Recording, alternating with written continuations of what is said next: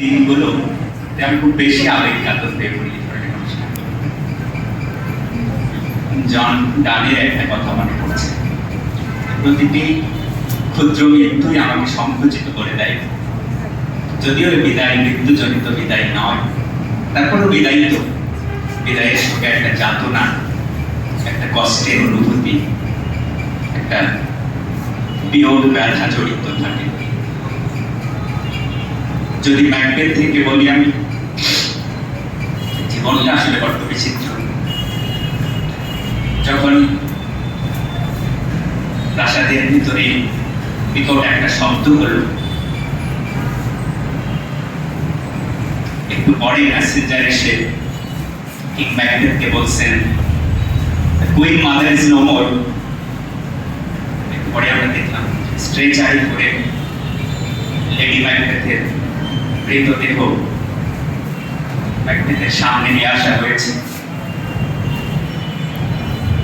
মুখ থেকে কাপড়টা নিজেই তুললেন,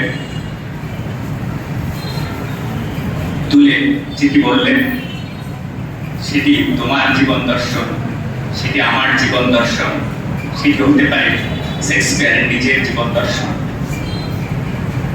Life is but a walking shadow, a poor player who struts and threads his hours upon the stage and is heard no more. It's a tale told by an idiot, full of sounds and theories signifying nothing. জীবনটাই আসলে এরকম। জীবন আসলে নাথিংনেসের নামান্তর। এই যে জন্ম থেকে শুরু করে মৃত্যু পর্যন্ত আমরা একটা জার্নির তথ্য দিয়ে চলি, যে জার্নি শেষ হয় কারো কবরে গিয়ে, কারো চিতায়। তো যাই হোক, তোমাদের এই যে চলে যাওয়া চিরদিনের জন্য চলে যাওয়া নয়। তোমরা একটা স্তর থেকে, জীবনের একটা স্তর থেকে আরেকটা স্তরে যাবে। আমি কথা বাড়াবো না, কথা বেশি বলতেও পারবো না এই সময়। রবার্ট ব্রাউনিং থেকে দুটো লাইন বলে শেষ করবো।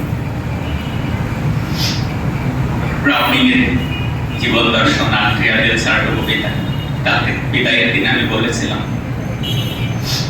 a man's wish should exceed his grasp or what is heaven for. মানুষের স্বপ্ন হতে হবে আকাশ ছোঁয়া। যে একই বিধাতা তো হেভেন সৃষ্টি করেছেন, তিনি হেল সৃষ্টি করেছেন।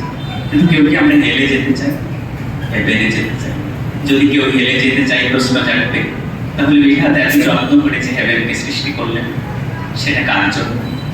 সুতরাং তোমার লক্ষ্য যেন অনেক বড় হয়, লক্ষ্য যেন হয় তোমার দিগন্ত বিস্তৃত মাঠের মতো, লক্ষ্য যেন হয় তোমার স্বপ্ন যেন হয় আকাশ ছোঁয়া। তোমাদের সকলের জন্য শুভকামনা রইল, সবাই অনেক বড় হবে। ধন্যবাদ সবাই।